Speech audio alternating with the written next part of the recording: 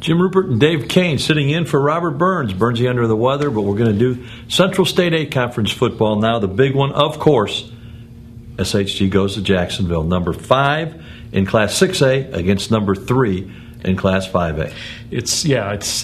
I think this SHG-Jacksonville relationship goes back a few years ago, the big playoff upset. And obviously Mark Grounds has the Crimsons going really well this year, coming off a convincing win at Jerseyville, ranked high in 5A. It's going to be interesting. Yeah, and the folks, get there early. If you're planning on going, make sure you get there early because there's going to be a crowd. The last time they played, 2 times ago they played was in 2004 in the playoffs. That was the end of the Eric Peterman era.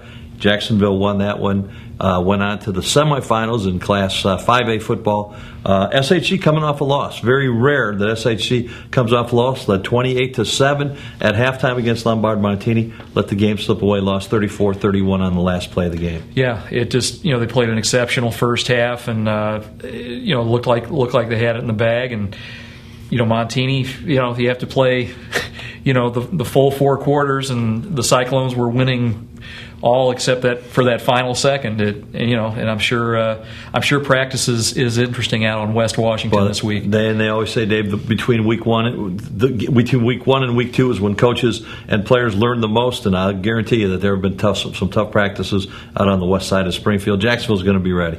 Oh yeah, they will be. They're coming off a shutout win, down at Jerseyville. Jerseyville, a pretty good 4A, 5A program. So the Crimsons are off to a great start. And it ought to be, like you said, a heck of a crowd over there, especially for a week 2 game. Yeah, going to be the air game of SHG, Dondeville, and the receivers that he's put together are excellent. Jacksonville, Schnitker, a great quarterback, and they like to think that they play pretty good defense in Jacksonville too. Other games, Lincoln plays at Springfield High on Friday night. We've also got Taylorville goes over to Southeast.